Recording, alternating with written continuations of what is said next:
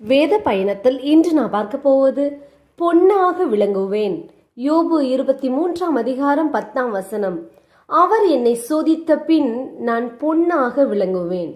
தாசனாகி யோபு சொல்கிறார், நான் போகும் வழியை கர்த்தர் அறிவார், அவர் என்னை சோதித்த பின் பொன்னாக விளங்குவேன் என்று. யோபுவை குறித்து கர்த்தர் சொன்ன சாட்சி, யோபு உத்தமனும் சன்மார்க்கனும், தேவனுக்கு பயந்து பொல்லாப்புக்கு விலகுகிறவன், அவனைப் போல பூமியில் ஒருவனும் இல்லை என்றார். எவ்வளவு போராட்டங்கள், பாடுகள், வேதனைகள் வந்தாலும் சோதித்த பின் கர்த்தர் யோபுவை பொன்னாக விளங்க செய்தார். ஆம், நம் வாழ்விலும் சில சோதனைகள் வந்தாலும் நாம் தேவன் மேல் வைத்த நம்பிக்கையில் உறுதியாய் இருக்கும்போது நிச்சயம் கர்த்தர் நம்மை பொன்னாக விளங்க செய்வார்.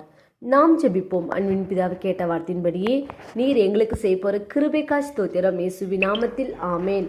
கர்த்தர் தாமே இந்த வார்த்தைகளை கொண்டு உங்களை ஆசீர்வதிப்பாராக. ஆமேன்.